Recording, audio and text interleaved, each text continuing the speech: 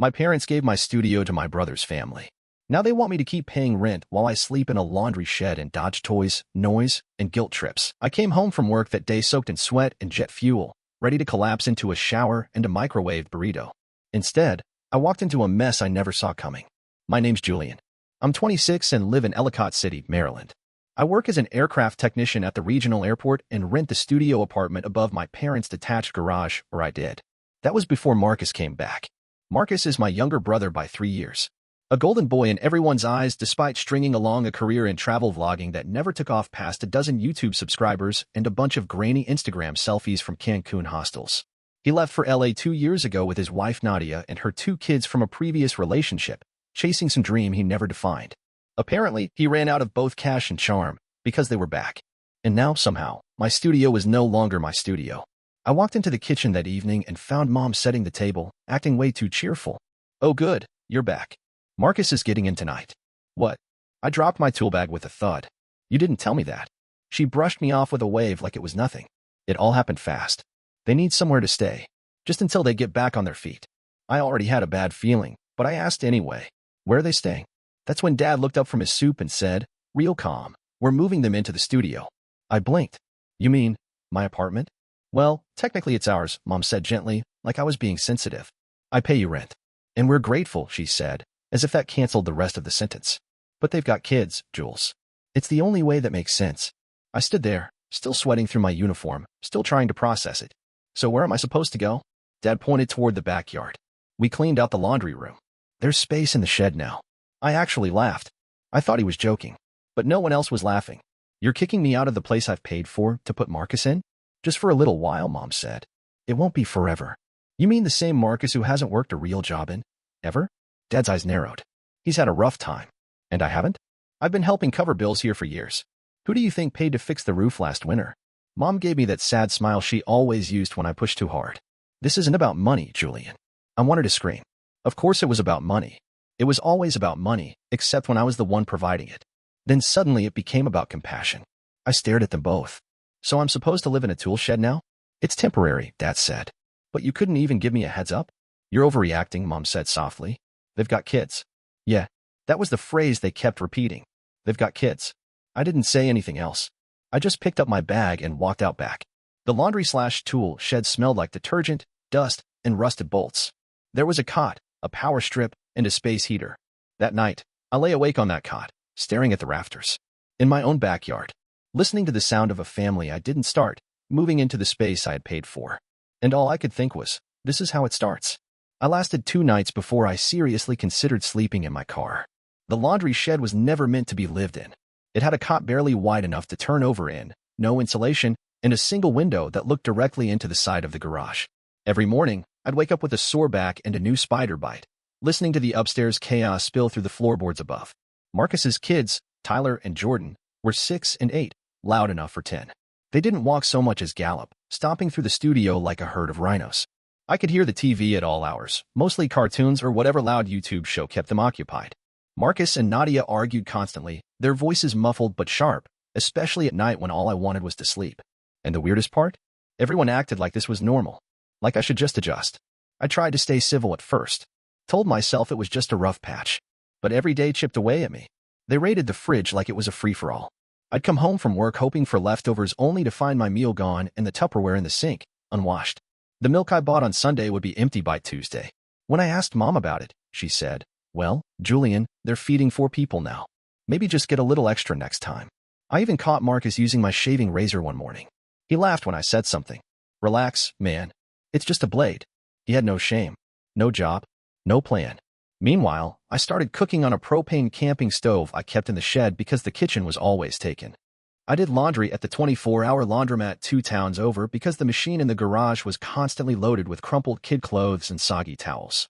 Half the time, I didn't even have hot water in the outdoor hose because someone upstairs took long showers and drained the tank.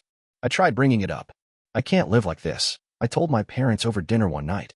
"You're being dramatic," Mom said, not looking up from peeling potatoes. "It's just an adjustment." Dad barely glanced up from his phone. "We told you, it's temporary." "For how long?" They didn't answer. The final straw came on a Saturday afternoon. I came back from a double shift, exhausted, only to find Tyler and Jordan in the shed, my shed, building a blanket fort using my clean laundry and 2 of my toolboxes. My sockets and ratchets were dumped out in the dirt like toy bricks. What the hell are you doing? I snapped. The kids looked up, wide-eyed. Then Mom came outside, drying her hands on a dish towel like she always did. Julian, don't yell at them. They're in my space. They're just playing, she said. You don't have to be so territorial. Territorial. Like I was a dog guarding a bone. Like I didn't have a right to be upset that my tools were being used as building blocks and my clothes turned into pillowcases. I didn't yell again. I didn't say anything. I just picked up my laundry, covered in grass and Oreo crumbs, and walked back inside the shed, shutting the door behind me. The click of that door was louder than it should have been. But no one noticed. No one ever did. 2 months. That's how long I lasted in that shed. By then, I'd stopped pretending things were fine. I stopped coming inside for dinner, stopped trying to keep the peace. I'd microwave frozen burritos on my camping stove, eat alone with the door cracked open for ventilation, and fall asleep to the sound of cartoons blasting from above. I started sleeping with noise-canceling headphones just to get through the night. Then I started missing alarms. Slipping up at work. I left a panel unsecured on a Piper Cherokee because I hadn't slept more than 4 hours straight in a week. My supervisor caught it during final checks and pulled me aside. You okay, man? I lied. Said I was just adjusting to a new routine. But that night, after nearly causing a serious safety issue, I lost it. I stomped up the back stairs, burst into the kitchen mid-argument between Marcus and Nadia, and said, I want my place back. They both looked at me like I'd grown a second head. Nadia was holding a crying toddler, her nephew, apparently, and Marcus was barefoot in basketball shorts, scrolling his phone. Seriously, Marcus said. You're doing this now? Yeah, I am. I can't sleep. I can't eat. I can't even use the washing machine without having to clear out Legos first. You're acting like we asked for this, he said, like I wasn't talking to our parents. Like this whole thing wasn't their doing. So I turned to Mom and Dad, who were sitting at the table with their mugs of coffee, just watching. You guys told me this was temporary. It's been 2 months. I've done everything you asked, and you're still acting like I'm the one being difficult. Julian, Mom said gently, they're trying. They just need more time. No, they need accountability, and jobs, and a place of their own. What they don't need is my bed, my groceries, and my tools. Dad set his mug down hard. Don't talk about your brother like that. I laughed. It came out bitter and raw. Like what? Honestly, he's going through something. We're all going through something, Dad. I just don't expect other people to suffer for it. Mom sighed. Can't you have some compassion? There it was again. That word. Like compassion meant setting myself on fire to keep Marcus warm. I stared at them. I've paid rent every month. I covered bills when the shop went under. I gave you my space and kept quiet while you let him turn it into a daycare/disaster zone. You don't have to make this dramatic, Mom said. But it was already too late. I went back out to the shed, grabbed my duffel bag and toolbox, and booked a room at a cheap motel off Route 40. Mold in the shower, stained carpet, bed that creaked if I even breathed too hard. But that night, I slept. No headphones. No stomping feet. No passive-aggressive reminders that they have kids. Just silence. And for the first time in years, I didn't dread waking up. By day 3 at the motor lodge, I started to feel like a person again. The air conditioning hummed softly. I could hear my own thoughts. I even stopped checking my phone every 5 minutes for guilt-tripping texts because none had come. Total silence. Until that afternoon, I was flipping through channels on the motel TV, half listening to a rerun of some home renovation show, when my phone buzzed. A text from Mom. Hey, honey. Not sure what's going on with your bank, but the rent and grocery money didn't come through. Just checking if you forgot. Forgot. I stared at the screen, mouth half open. That was it. No, how are you? No, are you safe? Just a polite nudge about my usual automatic transfer like I was an ATM machine that had momentarily glitched. I called her immediately. She answered on the first ring, her voice overly cheerful. Hi, Jules. Everything okay? I didn't waste time. You're seriously asking me why I didn't send money? There was a pause. Well, Marcus can't cover utilities right now, and we had to restock groceries. You kicked me out of my apartment, I snapped. I'm sleeping in a motor lodge next to a biker bar. And you're wondering where the money is. You don't have to be rude, she said, instantly offended. I was just checking in. Don't spin this, I said. You didn't check in when I left. You didn't ask if I was okay. You waited 3 days, then called because the fridge was empty. In the background, I heard shuffling. Then Dad's voice, gruff and annoyed. Julian, stop acting like a martyr. I put them both on speaker and sat on the edge of the bed. You want to talk about martyrs? I said. I've covered this household for years. Rent, gas, groceries, repairs. I gave up space, sleep, and peace of mind so Marcus could crash land back here with his noise and excuses. He's family, Dad snapped. Family helps each other. Family doesn't steal from you and call it sacrifice, I shot back. There was a pause. Then, Marcus's voice cut in from somewhere in the room. Well, you're really doing this, huh? You're really gonna leave us hanging because your pride's hurt. I couldn't believe he had the nerve to chime in. I'm doing this, I said calmly, because I'm finally done being the only adult in the house. You think you're better than us? He said. No, I said. I know I'm the only one who ever acted like an adult. I hung up mid-rant, before any of them could throw more words at me. Then I opened my messages and scrolled to the family group chat, the one filled with baby photos, grocery lists, and requests for favors. I didn't leave it. I just muted it. Permanently. That night, I bought a burger from the diner next door and sat on the motel bed in silence, chewing slowly, my phone face down. It was the best meal I'd had in weeks. Because it tasted like peace. The text came from Mom 2 days later, short and sweet. Sunday at 2. Family meeting. Just want to talk. I almost ignored it. Almost. But a small part of me, maybe the tired, guilty son who still wanted to believe they meant well, told me to go. Maybe they'd finally heard me. Maybe they'd realized how far they'd pushed me. I was wrong. I pulled up to the house Sunday afternoon, still half covered in motel dust and work grime. The front door was cracked open. I knocked out of habit anyway. Come in, Jules. Mom called cheerily. I stepped inside and stopped cold. They were all there. Not just Mom and Dad. Marcus and Nadia. The kids sat cross-legged on the carpet, half aware. And somehow, my Aunt Gloria, Uncle Dennis, 2 cousins, and even Marcus's high school buddy Troy had squeezed into the living room, arranged in a circle like we were about to pass around a talking stick. What the hell is this? I asked, already knowing. We're worried about you, Mom said softly, gesturing to the only empty chair, right in the center. I didn't sit. This isn't a conversation, I said. This is an ambush. It's not like that, Dad added, leaning forward. We just want to understand what's going on with you. I blinked. With me. Aunt Gloria chimed in. We heard you've been isolating. That you've gotten angry. Oh, you heard that? I said, my voice sharp now. Did they also tell you I've been paying your bills for 3 years? That I got evicted from my own apartment to make space for Marcus's traveling circus? Marcus stood up, arms crossed. You make it sound like I'm some kind of leech. You are, I said flatly. You haven't worked a real job in 10 years. That's not fair. Nadia snapped. He's trying to build something. Out of what? Empty Amazon boxes and excuses. The room tensed. No one laughed. I know you're hurt, Mom said, trying her soft tone again. But this attitude, this bitterness, it's not you. No, I said, stepping into the center of the circle. This is exactly me. The version that finally woke up. I looked around at every single person there. Let's get honest, shall we? I've been bankrolling this family since I was 20. I paid for Dad's truck repair, Mom's prescription refill, Marcus's content creation gear, and the new water heater. I pay rent for an apartment I don't even live in anymore. And all of you sat here and nodded like that was normal. No one spoke. So I turned to Marcus. Quick question. How much have you contributed to this household since moving back? He blinked. Well, Nadia jumped in. That's not a fair question. It is, I said. And the fact that he can't answer it proves my point. I turned back to the group. You all called me selfish. Cold. Dramatic. But what I've been is quiet. For too long. Mom's eyes welled up. You don't have to do this in front of everyone. No, I do. Because behind closed doors, nothing ever changes.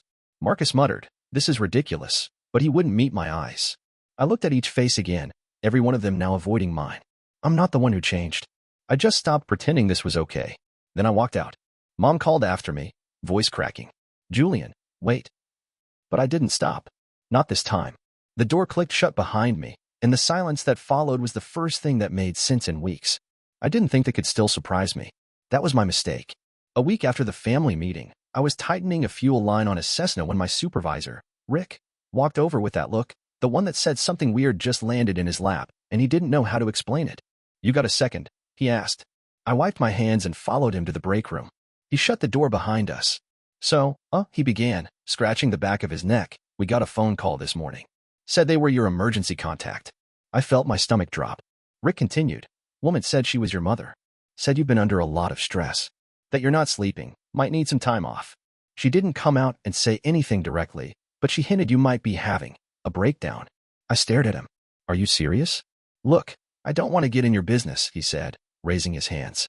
I told her we couldn't discuss employee matters and ended the call.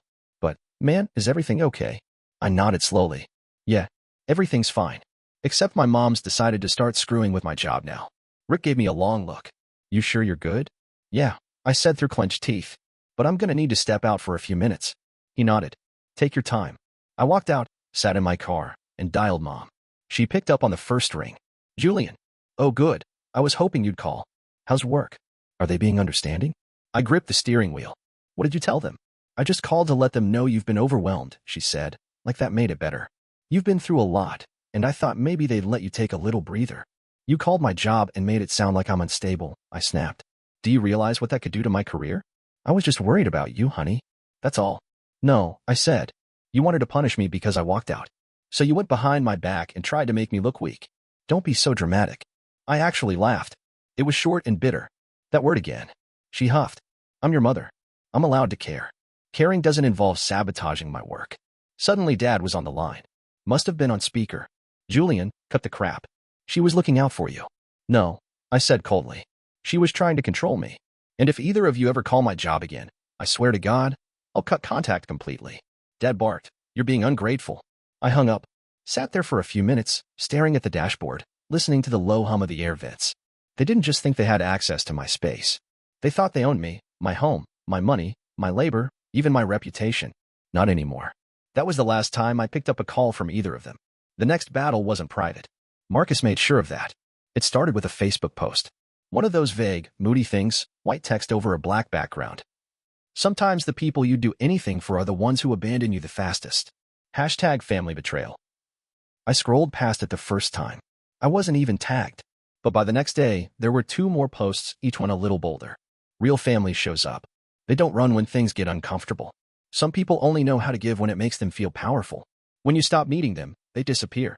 The likes started pouring in, mostly from extended relatives, old family friends, Nadia's cousins. Comments like, you don't deserve that.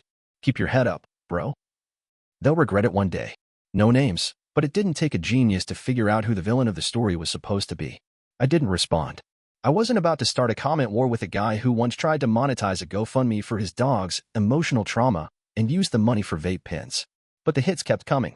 Mutuals started sending me screenshots. Marcus had messaged our cousin Ray directly. Hey man, just a heads up, Julian's been going through something. Lot of anger lately. It's been tough on the kids. Ray forwarded it to me with a single word. Dude. I was done. I called Marcus. He picked up after the 3rd ring, sounding casual. Yo. You want to stop talking about me like I'm some ghost who vanished in the night? Excuse me. I saw the posts. The messages. You're trying to make me look like I bailed on you. I never said your name. I could practically hear the smirk. You want sympathy? Fine. But you don't get to rewrite what happened. I didn't rewrite anything, he said. I just shared how I felt. Funny how your feelings leave out the part where I housed you. Fed your family. Got pushed into a shed while you sat on your ass watching Disney Plus and burning through my groceries. Wow, he snapped. So this is what it's about. You think you're the hero and we're just freeloaders. I think, I said, that you've confused generosity with servitude.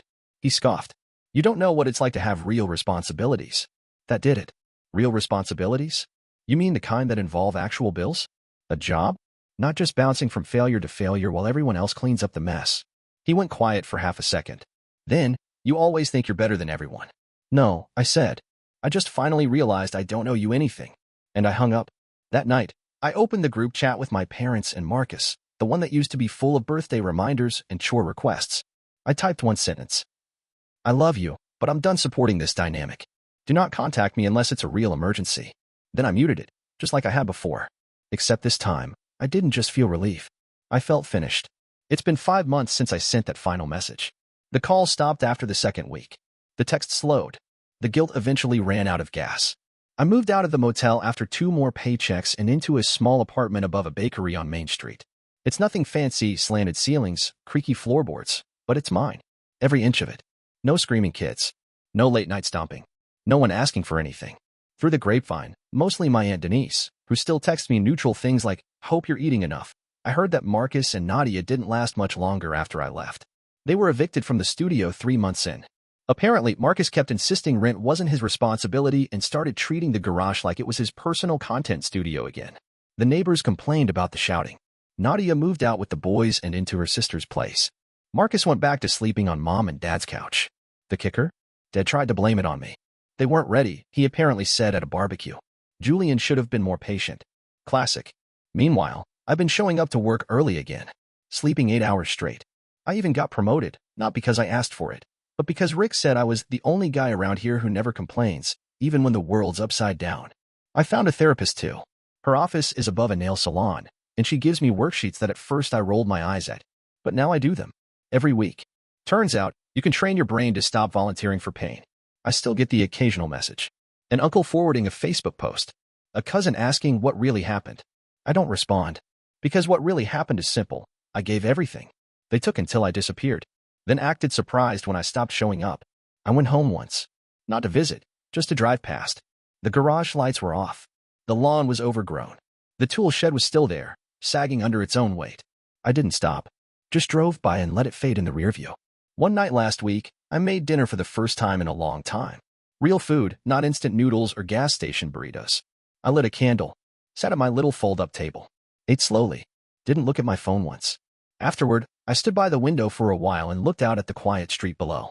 Cars moved in slow silence. Someone walked a dog in the distance. And for the first time in years, I felt something I couldn't quite name. Maybe peace. Maybe pride. Maybe both. I wasn't the hero. I wasn't the villain. I was just a man who finally stopped giving everything away and started choosing himself. And God, it felt good.